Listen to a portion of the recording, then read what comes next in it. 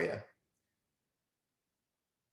So with that, let's go ahead and jump into our monthly tips. So a couple quick things that I wanted to update you guys on as we get rolling here. If you weren't able to get bees this past spring, or if you want more bees, I mean, we all have to admit, right? Beekeeping is a bit of an addiction. And once you get, it's kind of like, what's the Lay's potato chip advertising? You can't just eat one Lay's potato chip.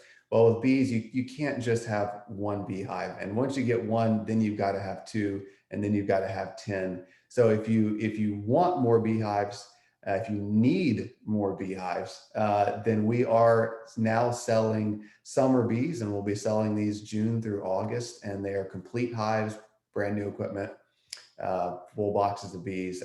We're actually going out this week to try to reduce the strength of a lot of them because they're on the verge of swarming. So they're looking really good though, but those, check out our website if you're interested in more bees. Sherry, do you want to fill us in on the magazine for this month? And then we'll go from there. I do. We're already getting questions, so trying to keep up. It's a good one. Boy, we flew into June quick, didn't we? We were, freezing, and then all of a sudden now we're June. You've got a good list of what's in the magazine this month. We've got some great articles, and y'all, I really encourage you. I had a friend that had a problem with seeing all the videos and stuff, and I actually pulled this up on my phone. Download, when you have a device, if you're a mobile device, download it on your phone or your mobile device, and you'll be able to get all of those articles. And also, you can pull it up at any time, because I know there's a lot of content in there, and it's hard to read all in this one setting. So download it. It's that little icon right in the center when you pull it up. Right in the center, it's got a little box and kind of a little straight line arrow going down. Download it and then save it for later, and you can pull it up, and that gives you the ability to do the videos and everything with no problems. Awesome. Thank you, Sherry, and great job. It's a great magazine this month. So thank you. One other quick thing I wanted to bring you guys' attention to is we are doing a virtual class a couple weekends from now on June 19th. And it's only $29 per person, but it's all about natural and chemical Varroa control simplified. Varroa control is really confusing to a lot of people. How to do it naturally can be confusing or intimidating.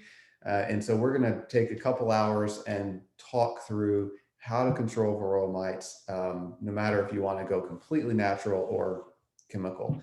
And so that is a great class if you're new to beekeeping, especially.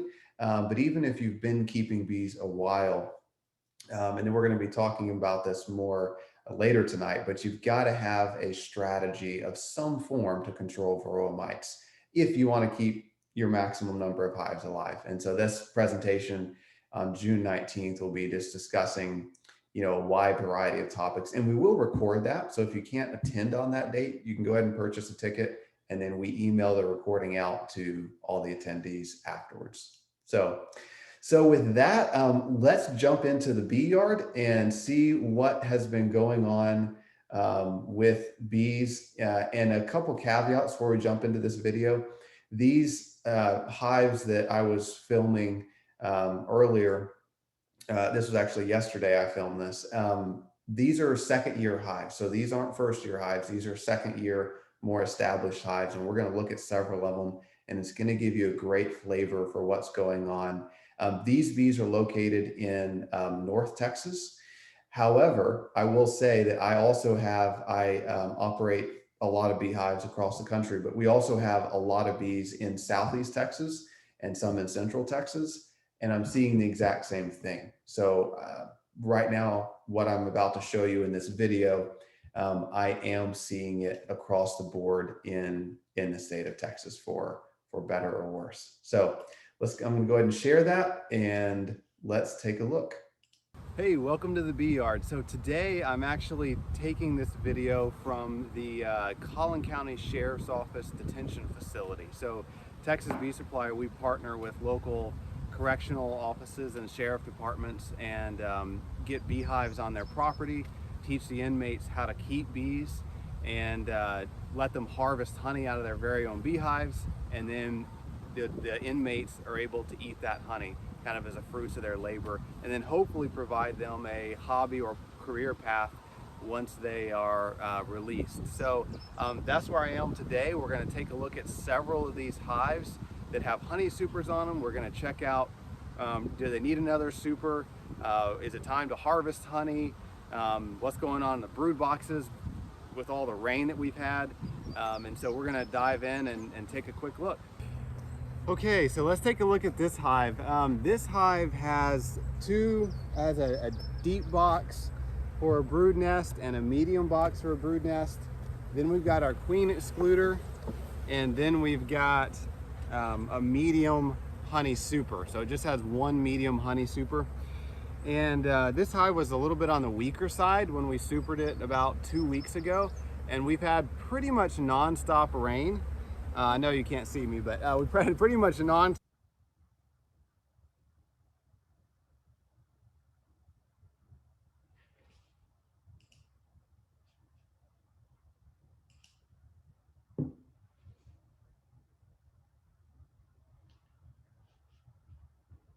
rain ever since these were supered. So let's take a look and see what they've done. You might notice that I'm not using my smoker today, and that's not just because I'm feeling really brave, it's because I forgot it.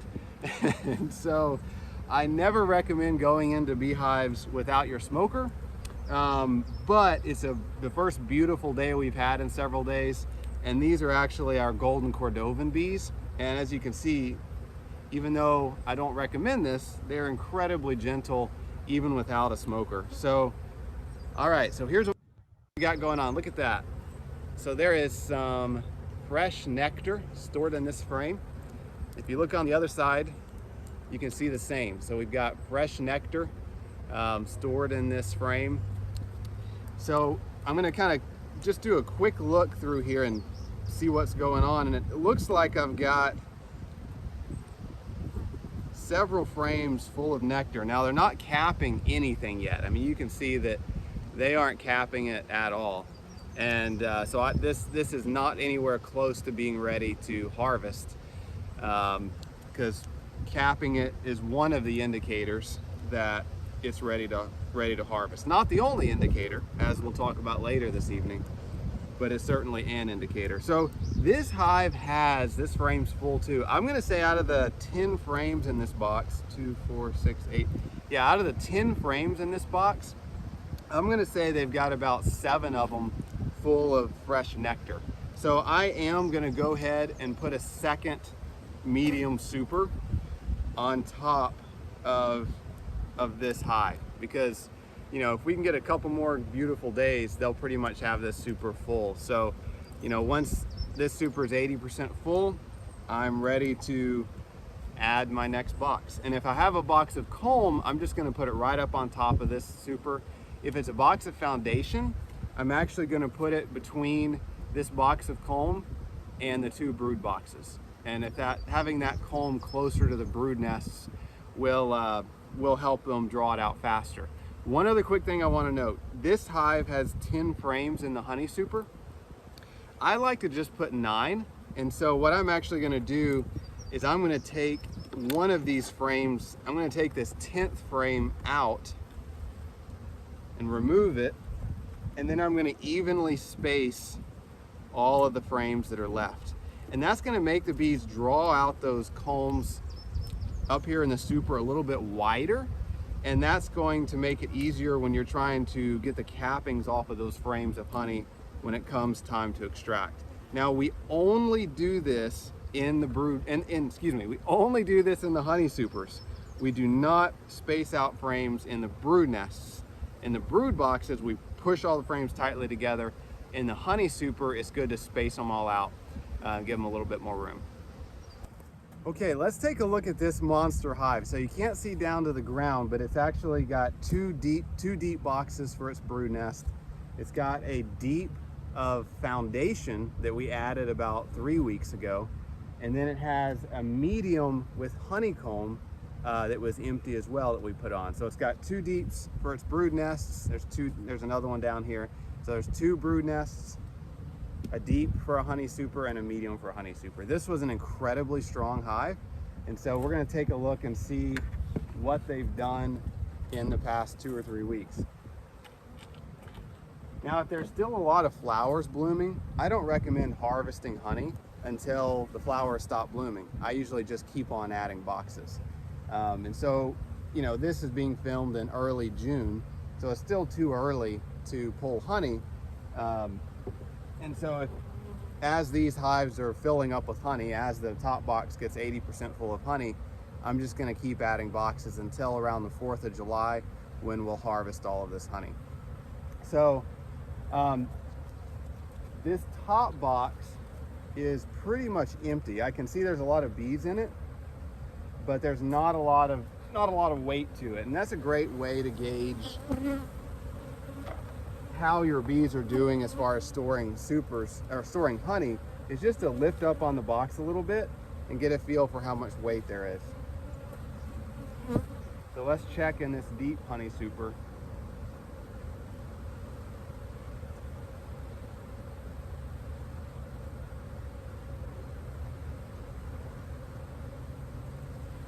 So the bees have it about 1/3 of the way full. You can see they've got some honey that they're capping right up there on the top. They've got a lot of fresh nectar down here. Some capped honey, but not a whole lot. And this is unfortunately something I'm seeing with a lot of really strong hives this year, is they bring in, you know, a really strong hive on a good honey flow can bring in 5 to 10 pounds of honey per day. But then it rains for 3 days in a row and all the bees are inside the hive instead of foraging, and they eat up all the honey that they just brought in. And so that's kind of what I'm seeing. This is an incredibly strong hive, but they've only got maybe 20 pounds of honey stored between these two supers. And you can see that, you know, as you look at these cells, you can just see that they're eating it as fast as they're bringing it in. And so that's why it's hard to make a really good honey crop on years that it just rains so much, especially with stronger hives.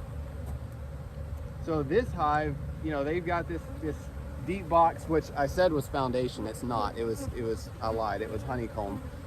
We'll find the one over here that was foundation. But you know, this deep super's got maybe 20 pounds in it. This medium super maybe has 10 pounds in it. And so I'm definitely not going to add another super to this hive probably the rest of the season. I mean, I wouldn't expect them to fill up additional supers beyond what they've already got. One other quick thing I want to show you guys is how to do a sugar shake test. A nectar shake test. So if you're trying to decide if your honey is cured and ready to harvest, you can always shake a frame of nectar and see if the nectar rains out of the frame. If it rains out of the frame, it's not cured yet. If you can't shake any honey out of a frame, it's pretty much cured. And so if, you know, sometimes the bees don't always cap all the honey. And so if it's, you know, late June, early July, and they haven't capped it, but you can't shake any nectar out of the frame, it's ready to harvest. So what you can do is you just shake the bees off, and then you hold this frame horizontally over the hive, and you shake it and see if honey or nectar rains out of it. And so, you know, you probably can't see in the video, but I'm actually getting a significant shake out of these frames. That nectar is just kind of raining out of the frame. So that tells me it's new, fresh nectar. It's not ready to harvest yet, unsurprisingly, because it's early June. So we'll go take a look at a few more hives, and then we'll dive down and see what's going on in the brood nests, despite all this rain we've had. A really common question is often, how often should I inspect my bees, or how should I go about doing a hive inspection, especially when we're in the middle of a honey flow? And you know, this hive, I just pulled 2 honey supers off of it to get them out of our way. So it's actually 2 deep boxes tall. So I like to do an inspection and just make sure everything is okay about once a month in general, where I'm actually inspecting for eggs, larvae, checking on the brood, etc. Other than that, I'm usually checking them about once a week, but I'm not really going down into the brood nests. I'm just looking up in those honey supers seeing if they're storing honey, seeing if they need another super, and that's just a quick couple-minute check. But about once a month, I do go down into the brood nests and make sure that I'm seeing eggs, larvae, the brood looks healthy, etc.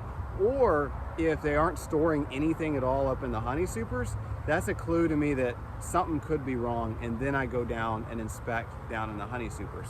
But when I'm doing an inspection, that monthly inspection down in the brood nests, I'm usually just going right to the center. I'm pulling out a frame and I'm checking for eggs and larvae and healthy brood. And so you can see this is a beautiful frame of brood, one of our golden Cordovan queens. And I've got, you can't see it in the video, but I mean, I've got a lot of eggs, a lot of larvae. The larva looks healthy. We're gonna talk about, you know, European foul brood is really common this time of year. Especially when it's wet and cool in the springtime. You know, European foul brood is super common, and usually goes away on its own, you know, once the weather dries out some. But I'm not seeing any signs of that in this hive. The larva all looks really healthy. With European foul brood, the larva usually looks yellowed or black and kind of shrunken down into the cell. But you can probably see the larva up in that left hand or the right hand corner, those pearly white larvae. They look great. You can see those larvae down in the cells, and they're pearly white. They're not twisted. They just have that beautiful white sheen. They're not yellowed at all, and that's what I'm looking for. So I mean, this hive looks great. You know, I pull out a couple of frames. I make sure that I'm seeing eggs, I'm seeing larvae. Brood pattern looks healthy. I'm replacing that frame I pulled out to give myself some room to do an inspection. Everything looks great. I'm putting it back together, putting my honey supers back up on top, and I'm done with the inspection. So it can be as simple and quick as that. And then you know, I'll come back in a week and I'll just check those honey supers and see if I need to add more or not. But that's it for inspections this time of year. Okay, so I want to show you this hive quickly, just because it's got two brood boxes, two deep brood boxes, and we've got a medium honey super above a queen excluder up top. And they're doing a really good job on this one. This one probably has more honey than most of the others that I've seen. You can see this is what most of the frames look like. They've got capped honey in the middle, and then they've got fresh nectar around the outside edges. And that's really normal. You know, they'll often start capping it, and they may or may not finish capping it, depending on you know, how much more rain we keep getting, or how long the honey flow is. But this whole box of this whole medium super is that way. They've got the frames pretty much completely full of nectar, and they're starting to cure and cap it in the centers. They're just starting to cap it. And so this one really should have had another honey super, you know, about 4 or 5 days ago. You know, once they've started filling and capping really the middle 7 to 8 frames, it's time to add another box. So don't forget that rule that when your honey super becomes 80% full, it's time to add another one. Otherwise you could risk swarming. And so this hive, you know, all the way to the outside frames, they've got these frames pretty much full of nectar, and it's definitely time to add another honey super. So with this one, I'm going to put another honey super on them, and we may have time to make another box of honey on this hive before the end of the honey flow. So this is the last one we're going to take a look at. And when I was inspecting it earlier, I was a little concerned because I've got 2 deep boxes and 2 medium boxes on it. But I didn't see a whole lot of bees up in this top honey super. And that's, to me, always one of the key triggers for me going down into the lower brood boxes and doing an inspection. You know, if there's not any honey being stored up in the supers, I want to make sure everything's okay in the hive. And so as I look at this one, this top medium is almost weightless, and there's virtually no bees in it. Our second honey super is about the same. It's got maybe 10 pounds of honey stored in it. A few more bees.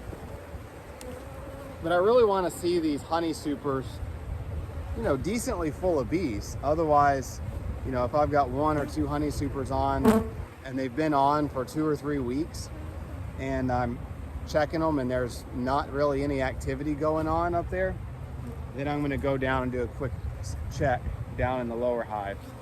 And I haven't looked at this one yet, so I don't know what we're going to find. Let me adjust the camera there so you can see a little more what we're doing. But I'm going to check out, usually I just look at one of the center frames to see what we've got going on.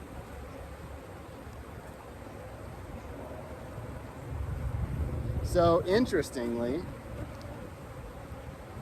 this frame has no capped brood on it, and at a glance you'd almost say, well, it's queenless because there's no capped brood. But what I've got is I've actually got eggs and larvae, and so I'm going to dig a little further, but my suspicion is that this hive swarmed a few weeks back and they've got a new queen that is just starting to lay eggs. Now on the bottom of this frame you can see these queen cups. Now there's nothing in them, so they're not a problem. You know, I'm only concerned about queen cups or cells if there's something in them. Otherwise, you know, I'm not concerned about them at all. They're just there in case the bees need them in the future. But I'm going to probably look at 3 or 4 of these frames, and on every single frame I'm kind of seeing the same thing. I'm seeing eggs and larvae, but I'm not seeing capped brood, and that tells me that, you know, that capped brood they lost their queen or they swarmed. That capped brood all hatched out. The new queen started laying, and now we're seeing eggs and larvae from that new queen. So, you know, that's why there wasn't a whole lot of activity up in that honey super, because, you know, they lost their queen. But they're rebounding quickly. So they've got several frames full of eggs and larvae, and they've got a healthy bee population in their brood boxes. So my plan for this hive is going to be just to leave them be. I'm going to put the honey supers back up on top and let them keep working. And they may not make a huge honey crop, but chances are, at the rate at which they're recovering, they'll probably, you know, I think we've got about 3 weeks left. And if it would stop raining, then they could make a decent honey crop, you know, 30, 40 pounds in the next few weeks. So, but that's my best tip, is when you're doing an inspection in your honey supers, if they aren't storing much honey, if the bee population looks low, then just check them out, take a quick look in the brood box, and it may just be that the hive's a little behind or a little slow to grow. Make sure you've got eggs and larvae, and if you do, you're good to go. Hey guys, one final thing I wanted to point out really quickly. This has been a really challenging year when it comes to weather, with the insane amount of rain we've had. And it's not just the quantity of rain. That's, you know, a lot of rain's a good thing, but it's the fact that it's been raining almost every single day. And these hives are a really good example. I mean, they're super strong. Most are 2 deep boxes packed full of bees and brood, and yet, despite the fact that honey flow's been going for 3 weeks, they've only got, you know, 20 pounds of honey in them. I would usually have hoped to have seen 40, 50, 60 pounds at this point. And just to show you, you know, this bee yard is actually, they planted clover, and you may not be able to see it terribly well, but this is all clover. They've got yellow clover out here. We've got purple clover, white clover. There's all different types of clover out here, and they've got several acres of just beautiful, healthy clover out here, and yet the bees still have only stored, you know, 20 pounds or so. So don't be discouraged if your bees aren't bringing in a tremendous amount of honey. That's normal this year, unfortunately. And if the weather will clear up and we can get a couple weeks of beautiful sunshine weather, there's still time for bees to make a honey crop. But if it continues to be cloudy and rainy, 5 days out of 7, this is definitely going to be a short honey crop year. So hopefully it clears up and we'll have more beautiful days like this one and make a great crop this year. Okay, well, with that, let's jump back over into our PowerPoint presentation and move on from kind of what we saw out in the bee yard. And I'm going to be talking a bit more about my predictions for the honey flow and kind of what I'm seeing in different regions. But you kind of got a good flavor for what was going on based on looking at those hives, which I would say are pretty average for what I'm hearing and seeing across the South. One quick note, because I'm sure some of you are going to have some questions around it. You may have noticed that on almost all of those hives, there were already two supers. Some had two mediums, some had a deep and a medium, and they weren't full. And the reason being, those were really strong hives. They were two deep boxes full of bees for the most part 3 weeks ago, and it was time to super. And we don't go out there and check those bees every week. And so because they were so strong and because, some of those were only there every other week or every 3 weeks even, we go ahead and put two supers on the really strong hives in case they fill them up before we can get back to check. And for really strong hives, that's perfectly fine. A good strong hive can keep that amount of space, two supers worth of space, cleaned up, protected, no problem. I wouldn't put two supers on a hive that's, you know, half of a deep box full of bees. But if you've got, a really strong, healthy hive, a couple boxes full of bees and brood down in the brood nest area, um, they're in a location that you can't go check every week, then go ahead and put two supers on them, and that's perfectly fine. So flowers and rain. I mean, you kind of saw it, that picture, the video I showed of out there at the sheriff's department where we operate those bees for them.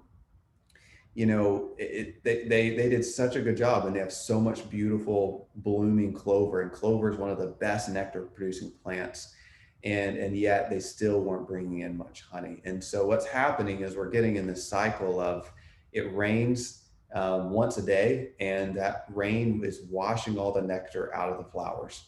And then it takes, depending on the flowers, it takes a while for it to build the nectar back up. It rains again. So the bees are just getting very short windows to go out and forage.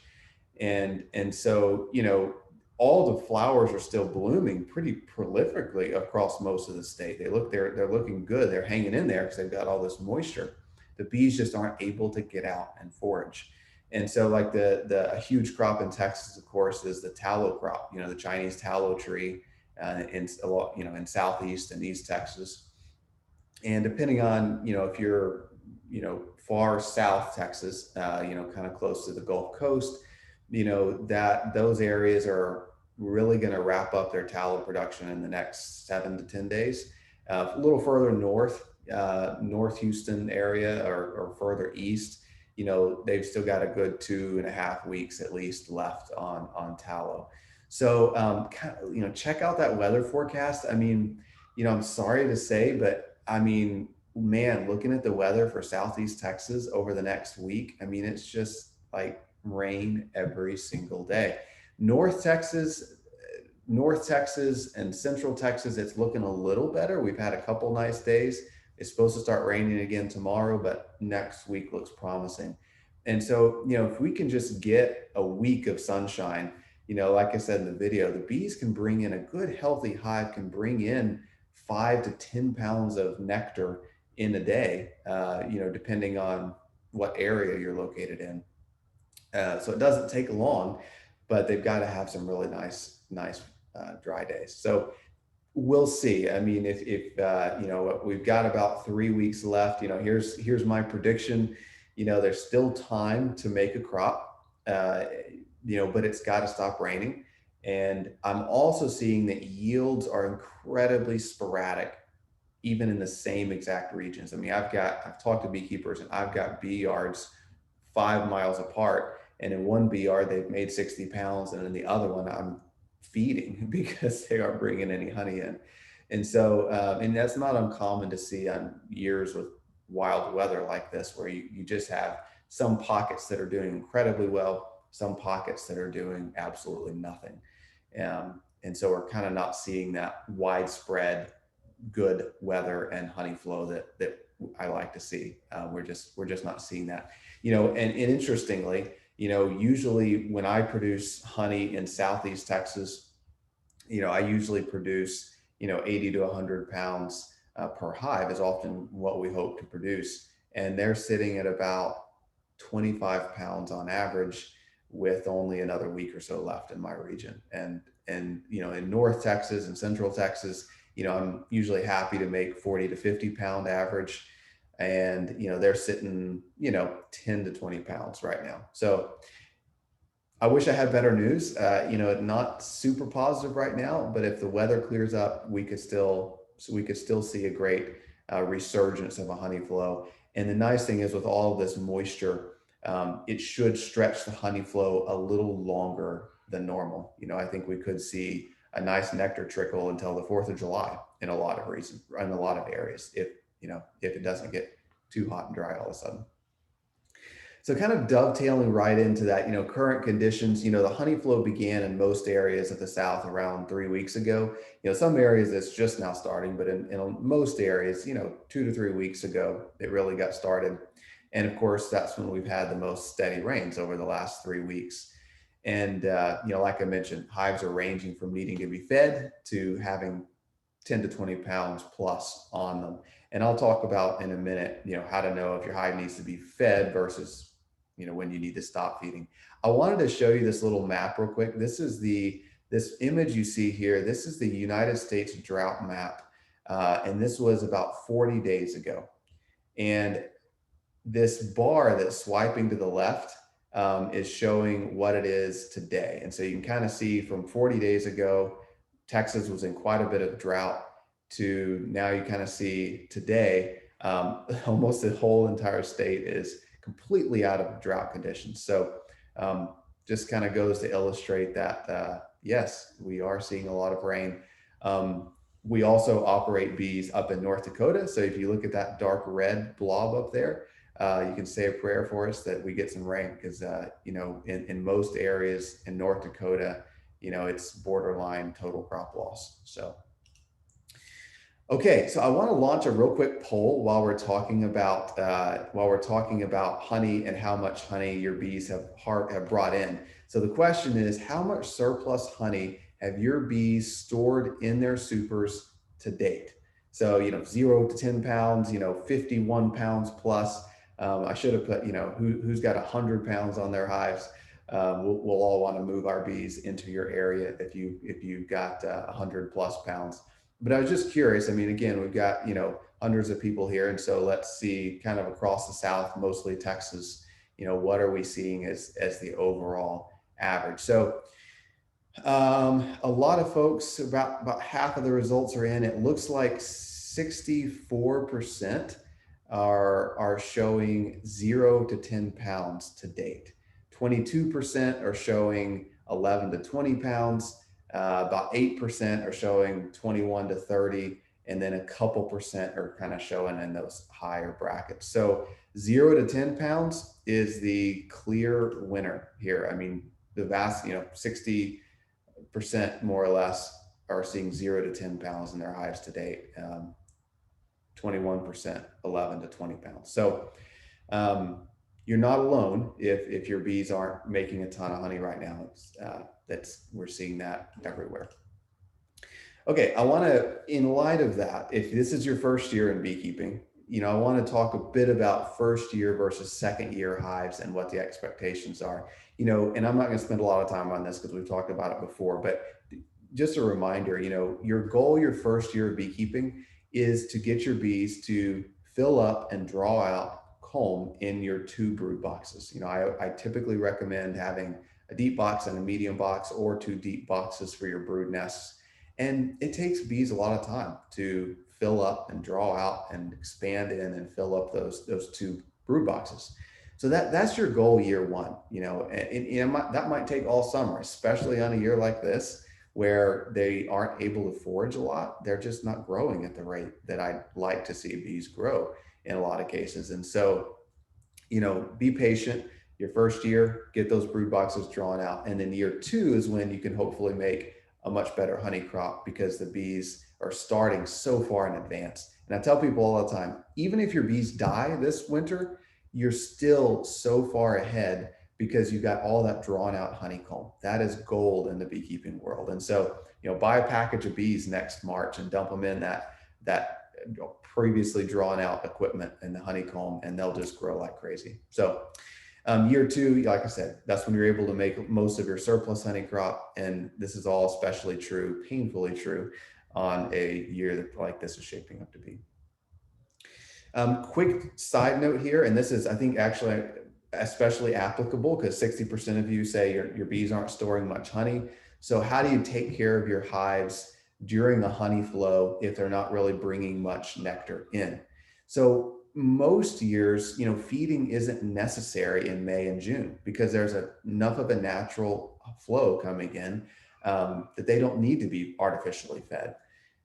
This year has been an exception to that rule in some areas. And so if your bees are not bringing in nectar, if you've got less than, I'm going to say 20 pounds of honey stored in your brood boxes. So if you've got, if you've only got 1 or 2 frames of honey in your brood box and everything else is brood or empty frames, you got to feed, even though ideally feed, even though it's June. If your hive is not backfilling the brood nest with syrup, which we'll talk about what that means in just a minute, continue feeding. Add a second brood box when your first brood box is 80% full of bees and drawn comb. Keep feeding, and once that second brood box is 80% drawn comb, 80% full of bees, then you can add your honey super, your first honey super. Entrance reducers, quick note on that, since everybody always asks about them. With entrance reducers, you can have an entrance reducer on with the largest opening if your hive is half of a deep box full of bees or less. If they're more than half of a deep box full of bees, I don't recommend using an entrance reducer at all this time of year. Quick recap on this, just we mentioned it last month, but quick recap on this: adding a second brood box or a super anytime the top brood box or the top super is 80% full, add another box.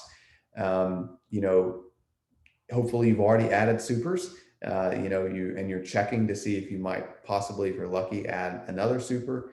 And like I mentioned earlier, you can add more than 1 super at a time if you've got a strong hive and you aren't able to check your hive every week to see if they need additional supers. So let's jump really quickly to Jamie Ellis, and he is going to answer a really pivotal question that a lot of us have, which is, what do we do if the queen lays eggs up in our honey super? What do we do about that?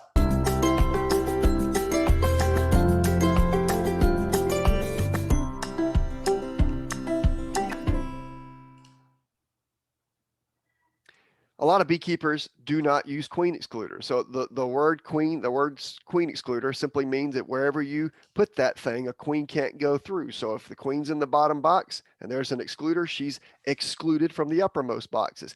If she's in the uppermost box and there's an excluder, she's excluded from the bottommost boxes. Well, a lot of beekeepers can't stand queen excluders. It's just another piece of equipment that they have to purchase. So they don't use them at all.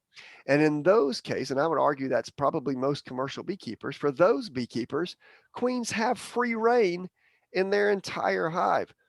So the queen isn't just confined to the brood chamber. She is technically able to go to the uppermost box. So I've worked with plenty of beekeepers in the past who've had a brood chamber where most of the brood is, and a medium super or another brood chamber where some brood is, and then 2 or 3 honey supers during honey season, and the queen has inadvertently ended up in the uppermost box and laid eggs, and now you've got brood in your honey. So what do you do if a queen lays eggs in your honey super?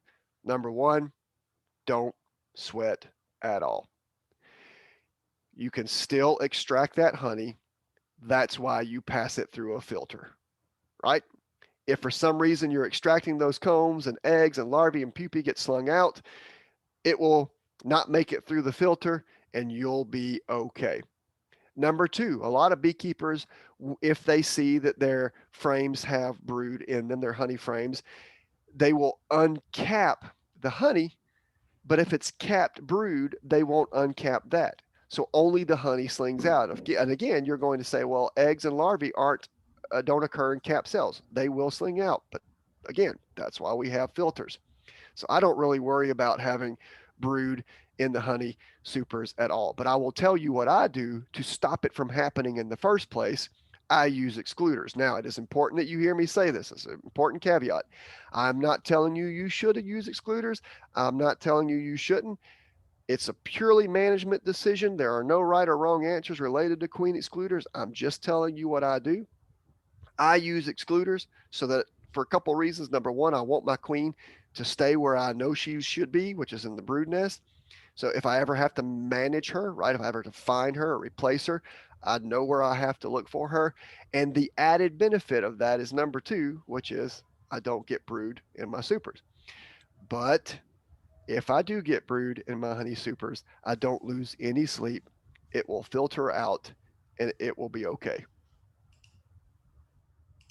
So, and I completely agree with that analysis. And one thing I will add is that, something I do if I get brood up in my honey supers, if it's a deep honey super, then I may just pull the frame of brood out, put it down in my brood nest and pull a frame full of honey out of my brood nest and take it with me in the super. So, but no big deal if you have brood in your super. If you don't forget though, if you are using a queen excluder, you've got to let the bees start drawing out that new foundation up in their honey super before you add the queen excluder, because bees will not travel through a queen excluder to draw out a brand new fresh box of foundation. They'll only move through a queen excluder readily when there's already comb up there. And so you've got to leave that queen excluder off, put your box of new foundation on, let them get started drawing out the middle 3 or 4 frames, then add your queen excluder, and they'll continue drawing it out through that queen excluder. Okay, so when to stop feeding your hive. So if this is when you need to stop feeding, okay? If you've added your first honey super. So when you add your first honey super, stop feeding because you don't want the bees to fill that honey super with sugar water, and they will. If you keep feeding them, you'll have sugar water, not honey. So stop feeding when you've added your first honey super. And you can go back out there and check in a week, and if they haven't done anything at all, maybe you may need to pull that super off, give them another gallon of syrup, let them eat that, and then try the super again. You also stop feeding if your bees are becoming honey bound or are backfilling the brood nest with syrup.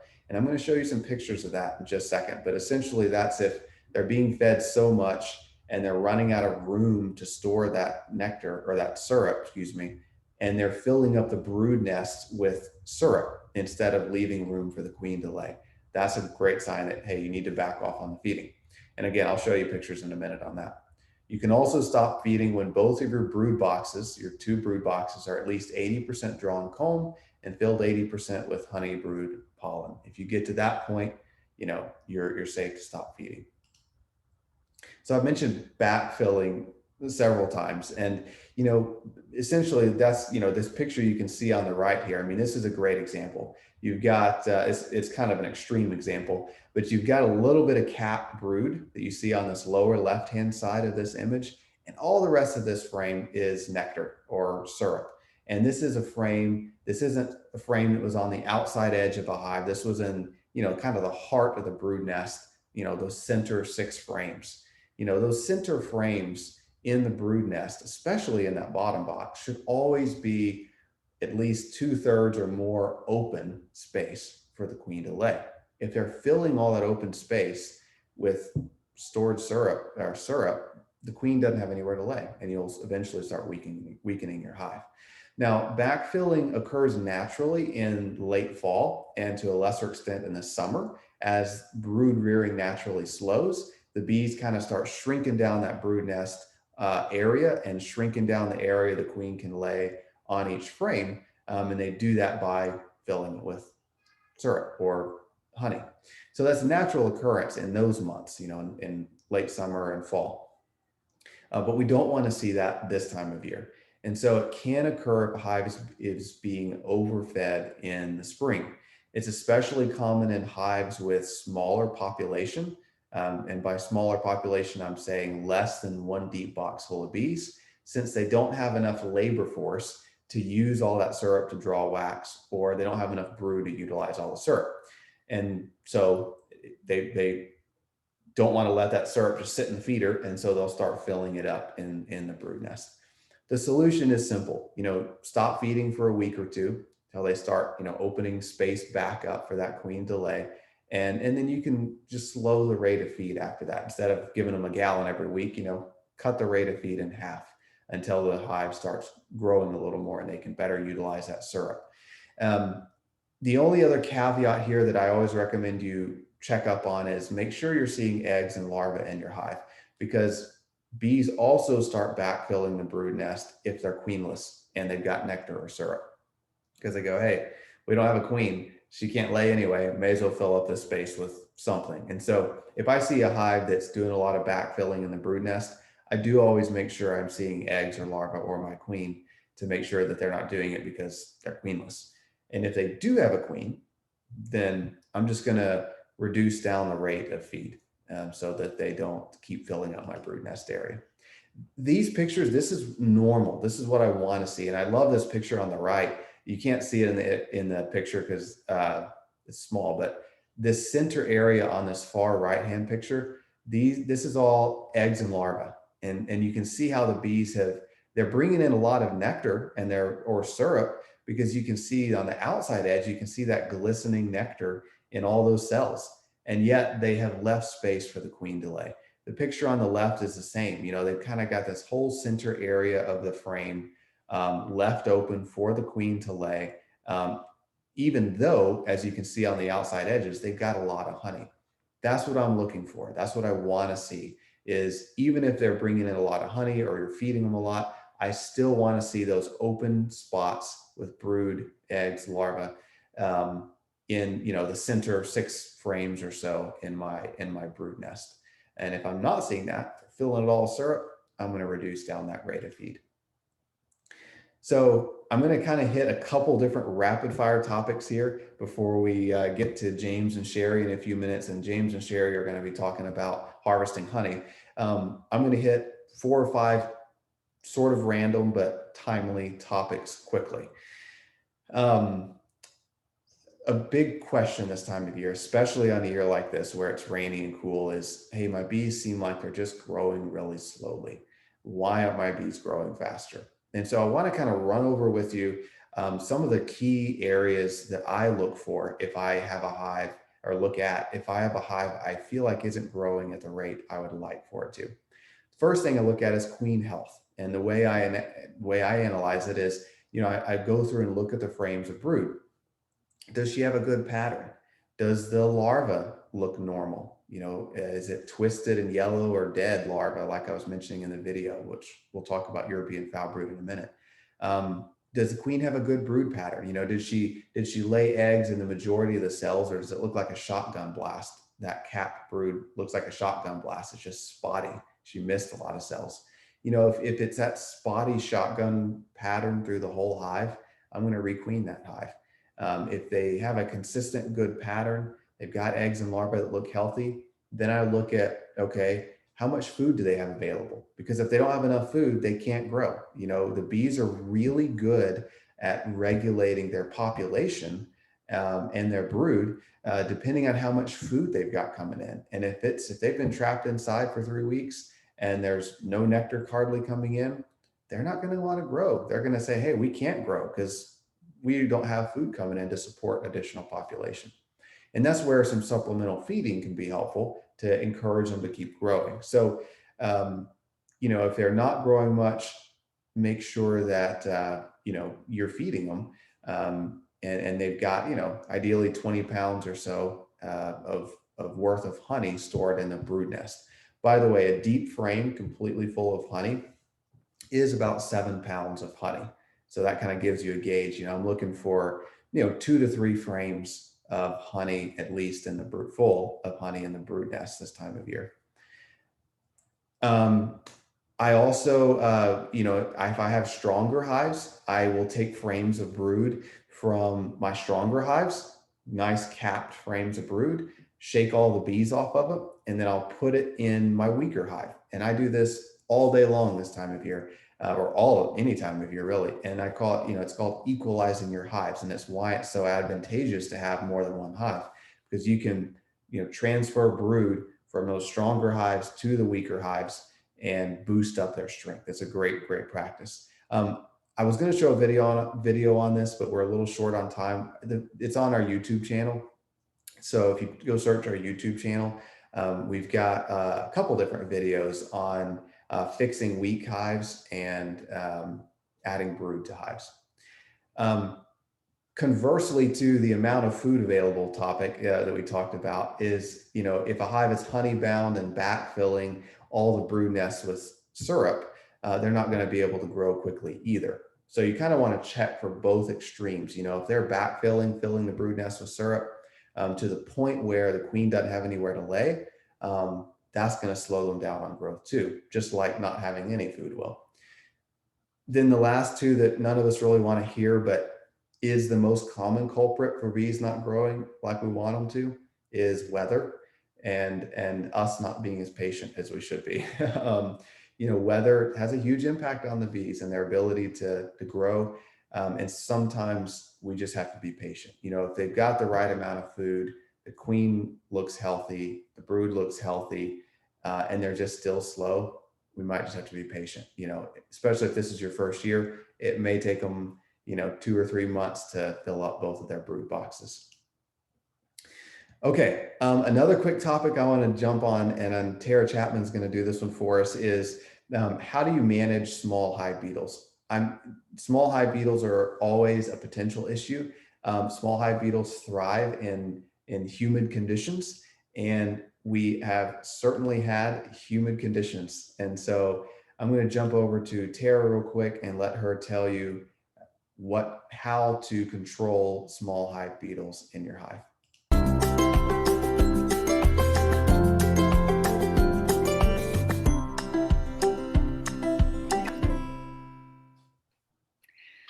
So managing small hive beetles can be a little tricky, but I do think it's really important for beekeepers to understand that at the end of the day, a good, strong hive should be able to take care of that problem on their own. So my biggest strength, or my biggest recommendation when you're worried about small hive beetles, is focusing on keeping your hives strong and not giving them any additional extra space that they can't guard.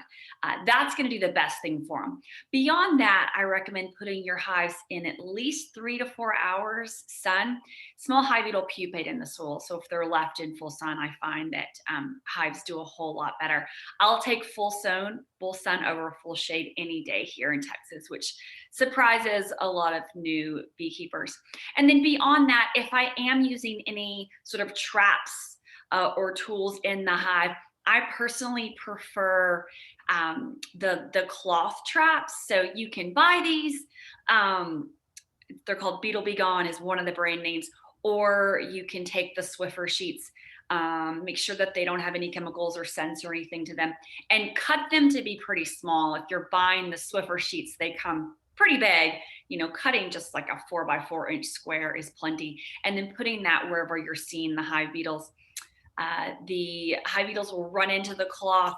The bees will try to carry the cloth out. And when they can't, they will chew at it and it felts, and you've got a big felted ball there. And then when the small hive beetles run from the honeybees, which the honeybees of course chase the beetles, that's their own natural defenses, is to try to run them out of the hive.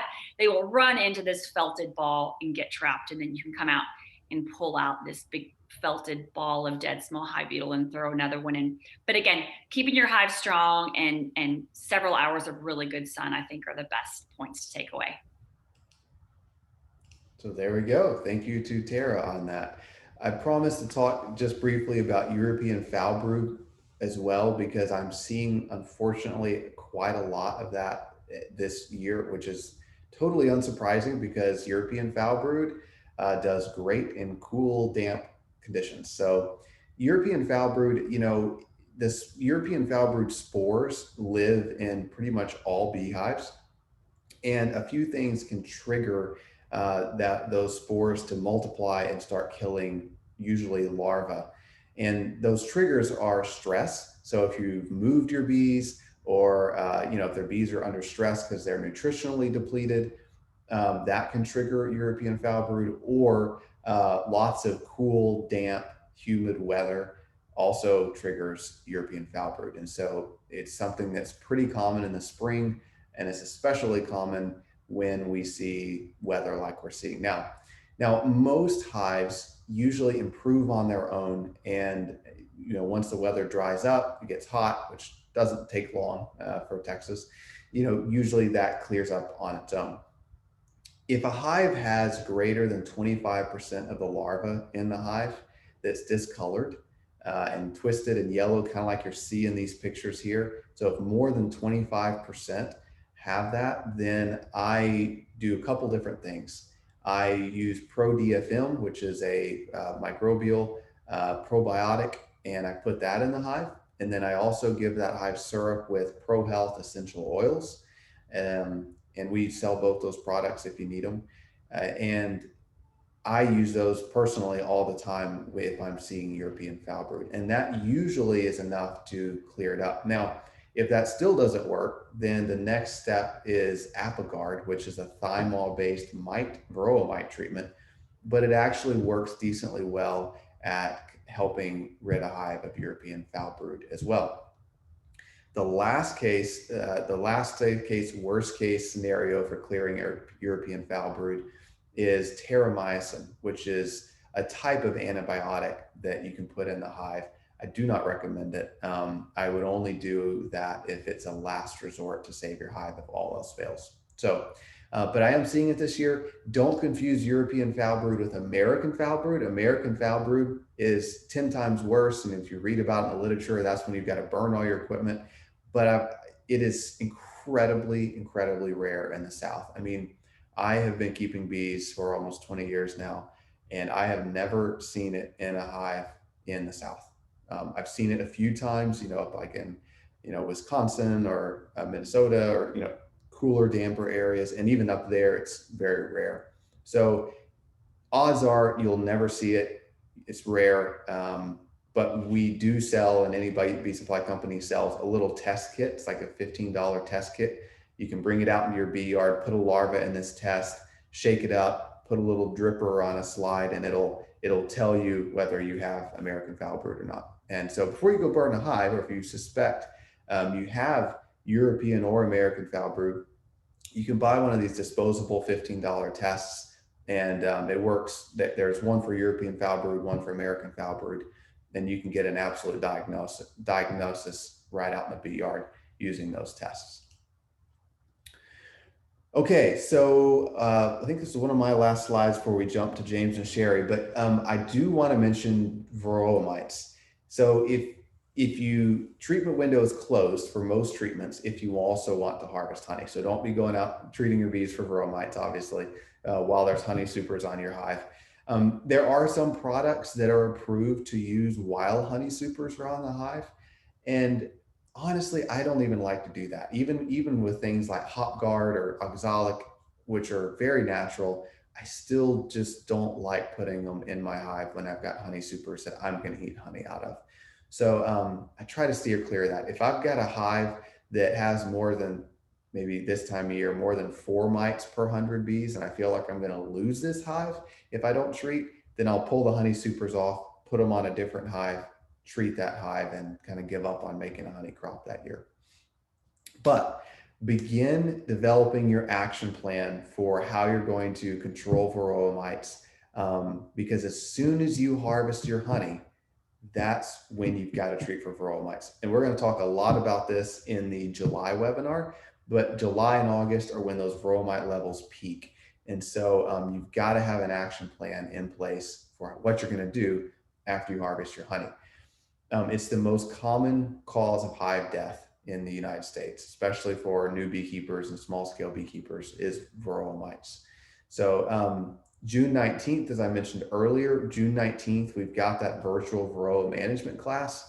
We'd love to see you there. We're going to talk about natural controls, chemical controls, organic controls, and kind of the pros and cons and how to use all of those in southern climates, because there are some climate differences too in how and what you use. So I'm going to defer you to that class and our July webinar, where we're going to be taking deep dives into Varroa mites and how to handle them.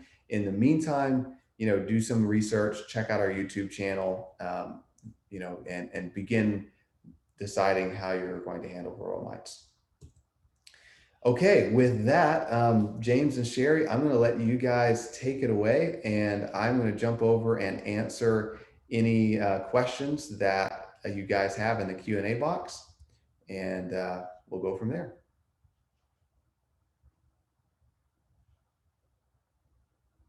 Yeah. Okay, see, I can't work two hands and, There we are. and my feet all at the same time. Hi. Wow, that was really good. Great questions always. Such good questions. Yeah, hi everyone. It's raining here. How about there?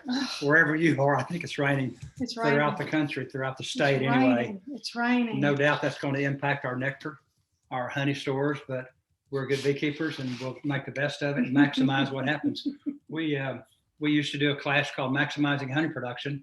And in that class, one thing that we talked very little about was the Varroa topic. If we go into our season with Varroa under control, then we're in much better shape to produce a good crop and to maximize what's occurring this time of year. So we're better able to come through. That's right. It's all awesome. Well, our task tonight was to talk about methods and options for harvesting honey.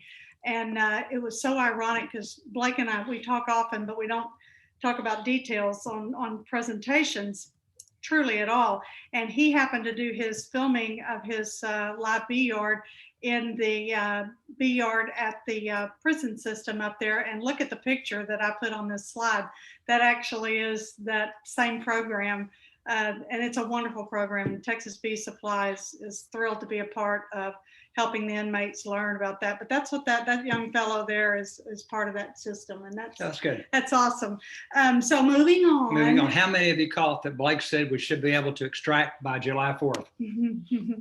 I caught that. So if you're looking for an arbitrary date, that's probably it. Yeah, I think so. Good place to start. So, so what we're going to do is we're going to take the bees off first, right?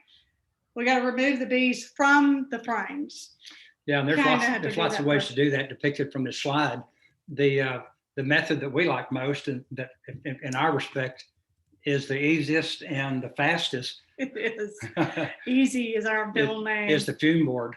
Fume board used with a bee repellent like Honey Bandit does an excellent job of pushing bees down frame by frame. That's right. And it's a cool way to do it. So let me show you real quick. So I think you can see my cursor. That's this black box right here. And the product is Honey Bandit, like James said. And it just simply is heated up by the sun and the bees. And you spray this on the bottom side and the bees vacate.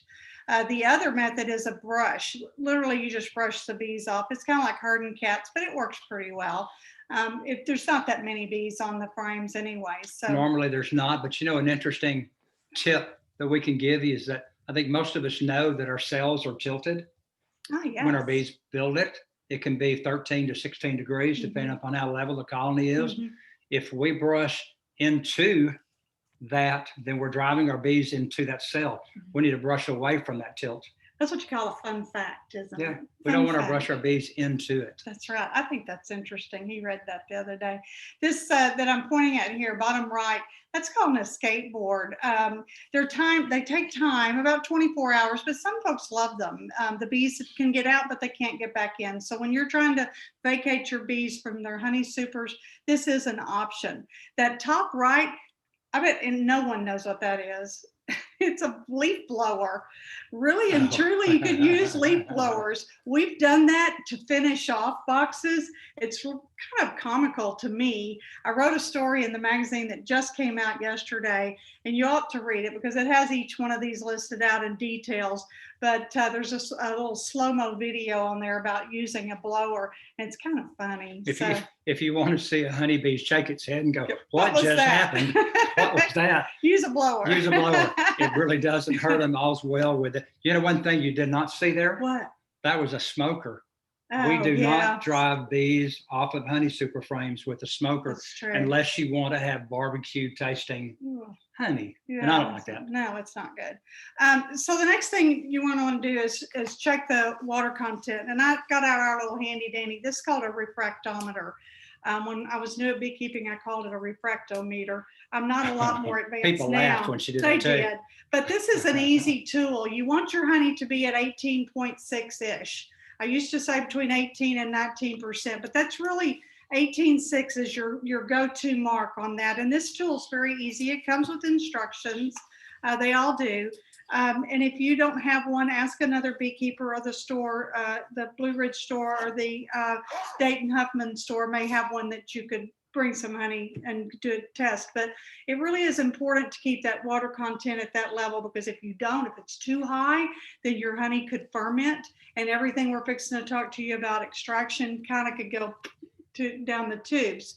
So there's ways of reducing the moisture level in your honey. If you've got a question about that, you might want to Google it. It's kind of a lengthy answer, but you can put it in a room with a dehumidifier or put cookie sheets in the oven. There's just ways, lots of ways to take it down. Blake, in an earlier video, described and showed y'all a method of shaking honey. Oh, yeah. And that works Cured really good when versus, you're out in the field and you don't have a refractometer or don't want to do that out in the field. If you have a question about partially filled frames or partially capped frames, that could get you out of a bind really quick. It works really well. It does work very well. And we have an article in the magazine about that. You know, choose your location. And these pictures could not be more opposite of each other. The one on the left is when James and Sherry did a small extraction and just wanted to use the kitchen. And the one on the right is Desert Creek Honey's extraction room. So diametrically completely opposite. You do need to choose your location and choose a location you can keep, clean. You're not going to want to go out to the barn and do this. And what's the number one thing? You want to be able to not have bees get in it. Yeah, if you've ever had bees penetrate the area that you're beginning honey extraction, it's a disaster, and you'll be battling bees the rest of the day, all the time that you're doing that. These two pictures describe or reinforce one concept, that not all bees are created equal and not all beekeepers are created equal. Not even close. Not even close. I will say that depending on your level, because we've got hundreds of you here, depending on where you are in your journey, you may only have a few hundred pounds, and believe it or not, James and I have extracted multiple hundreds of pounds, not necessarily with this little extractor, but one not a whole lot larger. The big facilities like Desert Creek, like Blake's Honey Company, and others, I don't know about Blake's, I don't want to speak for him, but some of the larger companies will lease out where you can take your honey and extract it there. And may not be as large a places as Blake's, because his is very large. But and there are other companies that'll actually come to your site. That's right. You can negotiate a contract price with them. They'll bring their mobile trailer out and extract for you if you've got more colonies than is appropriate for you to try to do. So there's a lot of options on where to start. It could be in someone else's location. But then they take your fun away, plus your honey. I won't do it myself. All right, so I think that this was the greatest place to start. No extractor, no problem. Extractors can be a bit pricey depending on what you get. It's either a very inexpensive plastic one like what we have in that picture, that they are inexpensive, but they're very slow and cumbersome. But there's other ways to do it. And we're going to go over each one of these, but cut comb is one of them, crush and strain, and individual frame gravity drain. Boy, say that 5 There's times a lot fast. to that. Sherry and I have a somewhat mentee that in their first year, let me go ahead and change slides. Okay. In their first year of producing or raising bees, they excelled, they thrived. They invited us down to help with honey extraction. When we got down there, we realized that they were using foundationless frames and that they were going to turn their entire crop into cut comb. So no extraction going on. Successfully, they cut 4-inch squares. They did. And packaged it, gave it away to their friends. Yes. And it was truly awesome. It's beautiful too. And I want to start with that last smaller writing of dear friend of ours and wonderful popular beekeeper, Danessa Yashuk of Sweet Nest Honey, wrote an article in the May edition of Texas Bee Supply Monthly that's very in depth of how she does cut comb. It's very interesting, and she's award winning with that. So you need to revert back to the May issue and read that. But it is foundationless frames or wax frames so that you can cut it. No extractor required. You need a knife. I think we can all come up with that, or a comb cutter, or even a cookie cutter. I've seen folks do that. But you store it in jars or comb honey containers. They make these cool little plastic square and then also round containers that you can store it in. And it's very highly sought after in boutique markets and niche markets, farmers markets and so forth. That's a great way to do it. So if you don't want to go through the expense or the trouble of actually harvesting and spinning honey, here's an option for you that really works. And for the right individuals, it's a great way to do it. It is, and it's super cool. One of the next ways to do it, crush and strain. This has got to be the most simplistic method that could ever exist, and that we're removing the honey and the wax from whatever our foundation is. Yeah. If it's foundationless or if it's plastic foundation, we're actually cutting it off or breaking it out. Yeah, and that's probably my least favorite way because you're destroying the comb. But I've been known to tell a new beekeeper or two very quietly, don't tell anybody, but if you want to steal a frame of honey out of that first year brood box, if they've got it all filled out and it's really okay, there's more available, then you can take one out of there and try it, because your honey's going to be wonderful. But this is one of the ways you can do that. You most likely would get a hive tool and just scrape that honey, comb and all, off of that frame down into a colander that's lined with cheesecloth or some other filter media. They make those big bags, 5-gallon.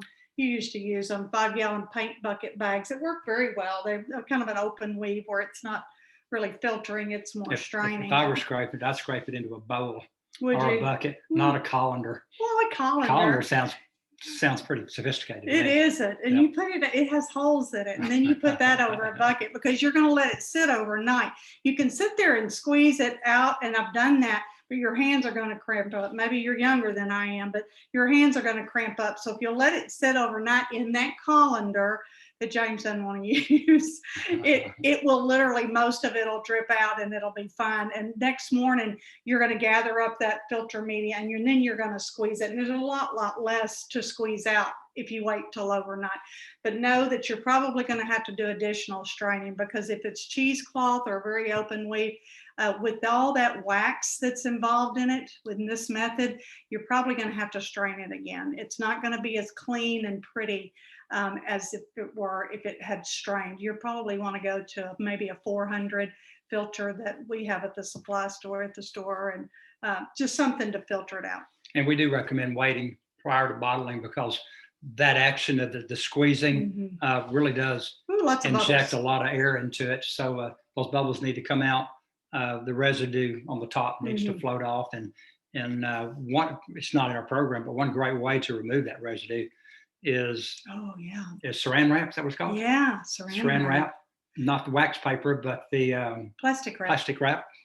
And when you touch it to the top of it, it really pulls that foam up. It does, yeah, because foam can rise to the top of that. And he's right. I hadn't thought about that in a while. That saran wrap, an old beekeeper taught us that you just put it on top and let it sit there and kind of push it down, and then just pull it off all in one fatal swoop, and it literally will pull that off the top. Good memory. I like this next one a whole lot. If you just want to pull one or two frames, if you just want to taste what your honey is going to be like for the year, if you're a new beekeeper and you've never tasted your own honey and your colony can afford to lose a frame, that's very important. Right now, our colonies probably can't afford to lose a frame, so be careful.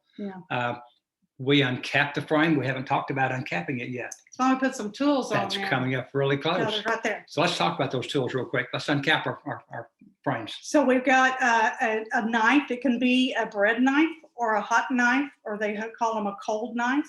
You can use a roller like you see there in that picture. It's just got little pokies on it. I don't know what the technical term is. Pokies sounds good.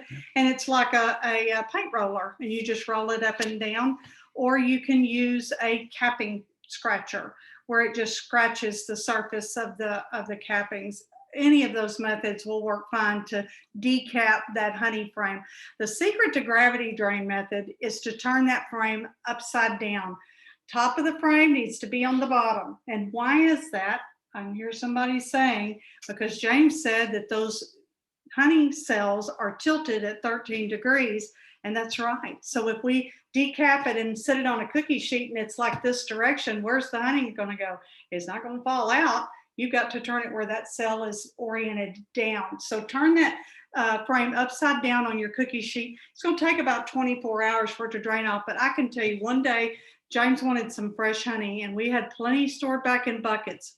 Ran out, did this, and we had, I think it was like 1.5 quart off of one deep frame in 24 hours. It was wonderful. It was wonderful. Y'all can do this. You know, something else I said when we were talking about the tilted cells and that 13 to 16 degrees, I did mention that the angle changes based upon the level or lack of being level of the colony.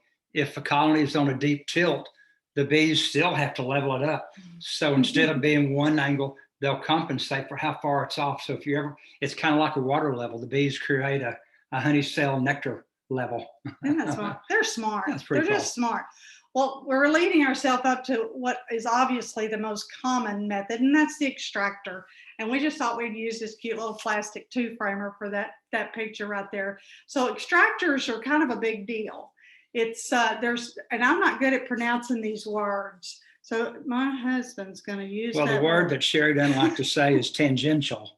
Because it's not pronounced like the way it reads. There's two types of typical extractors: radial and tangential, and while they both serve the same purpose, the tangential is what most small-scale beekeepers have because they're typically the less expensive, come in around that $150, $250 range.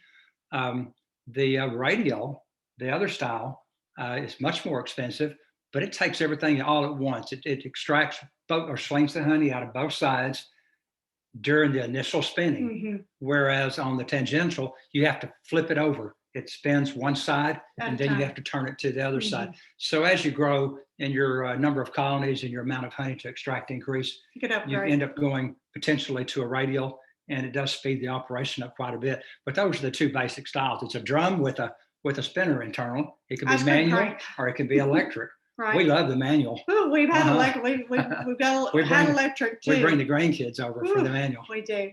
A clean place to do your extraction. We shouldn't have to tell you this, and I'm certain we don't, but I cannot not put it. So obviously your kitchen or your facility needs to be clean, whether it's your facility or you're leasing or borrowing or whatever, wherever it is, needs to be clean. Sheets and plastic for the floor and cabinets, because guess what? It is going to make a mess. Doesn't matter how good and clean you are. I am probably one of the cleanest people I know. No offense to all my family and friends, but I get this all over me. I know, right? It gets sticky everywhere. So you can see this is our kitchen. I had plastic on everything. That's plastic tablecloths. Anyway, you need buckets and strainers. Let's see if so we've got buckets here, empties to fill, and then there's a strainer in the top of those buckets. I've got my little spatula. Decapping bucket. These are bought at supply stores. We've got these at the store. It's a better one. This one, I think you made this one, but it works very, very well to decap the honey frames down in. And I'll show you a slide in a second what that looks like. And then it drops down and actually drains down into the bottom of that bucket. And like we said on the previous slide, just a bread knife, decapping knife, or capping scratcher works very well. You know, a couple of comments. One, if you're using the hot knife, as opposed to the cold knife, like a bread knife. A bread knife, you can lay flat across the wood sides of the frames. But on a hot knife, it's suggested that you tilt it rather than lay it flat. And it should be on approximately a 30-degree angle. And we like going up rather than going down. You'll determine which works best for you. But in following that sequence, we brought our honey super in. Our frames are in our super box. We're going to take it from the super to the double box you see up on the counter. That's where Sherry does the knifing portion, taking the wax off. We pass it down to the extractor. From the extractor, then we in turn drain out of the bottom of it through a filter into the buckets, and the process just keeps going on. then we wait our 24 hours before we bottle. That's right. And so this Nora Bell on Instructables.com, which is a cool little site that I go to from time to time, she had these great photos side by side. So I thought, why not? I'd share it. So she was using her garage. Perfectly good place if it's clean and she's put out plastic. So she's using a hot knife there. Look at that angle. See, she does have an They angle. did have an Hot knife, they did. They saw your I program. know it. Going down at an angle, it just takes those cappings off so pretty. That right slide shows you the capping scratcher. It's a bit messier because you end up with more particles of wax in your honey as it drips out the honey gate, but it still works very, very well. We find that the appropriate place to use the honey scratcher is to scratch the cells that your knife didn't get, because sometimes those cells are below the edge of the wood and it's not drawn out deep enough. So you have to be able to reach in there with something else. And a regular fork doesn't have sharp enough tines on it. So the honey scratcher does great. Scratcher's very sharp. I've got the scars to prove it. So this is Nora Bell and her husband putting it down into a nice stainless steel extractor. And you see the honey gate at the bottom. We'll try to use my cursor here. So the gate is right here at the bottom of these extractors. And then it's just gonna, once it gets full, because it'll get full to the point where you can't spin anymore. There's really only about 6 to 8 inches of fill space below that rack that holds those frames. And you're gonna know whether it's by hand or by motor when you get full, because the resistance will get out of control where you either cannot crank it or it will not spin. That's an interesting point though, because when you use your extractor for the first time, it's kind of disappointing that you've got 30 gallons of room there, but only 6 inches of it can you put honey in, because the rest of it's used for spinning. So you do have to drain it fairly often. That's so true. And I'm sure in commercial instances, they don't run into that problem because it has a tube piping it out all the time. But the majority of you are small scale, and that's kind of where we're gearing this towards. But I like this filter situation because it's more of a strainer than a filter. Kind of decide where you are with that, whether you want to strain or you want to filter. That raw unfiltered is a nice little label attribute. So straining it, just getting the arms and legs and wings out is kind of a nice little bonus. In a bind, a paint strainer works really well. It really either does. 1 gallon or 5 gallon. Yeah. All right. So wrapping it up, allow honey to settle in buckets for at least 24 hours. And we know why now. Yes. Bubble and foam. We want Bubble to come and to the foam top. and legs and arms and things that might be floating. Store in buckets. Store your excess honey in buckets and not bottled unless you plan on selling it really fast. A little thing called crystallization. Take it from us, because that happened after we had bottled multiple 1 pound plastic bottles, and it all crystallized on us. This was years ago, and it was a problem. So just bottle what you can sell quickly. For small scale beekeepers with limited quantities of honey, ensure that you know where that honey's going before you bottle it all up. Otherwise, you can find yourself having to find a way to what we'll call thaw it. Put extracted supers back on your hives to clean them out after dark.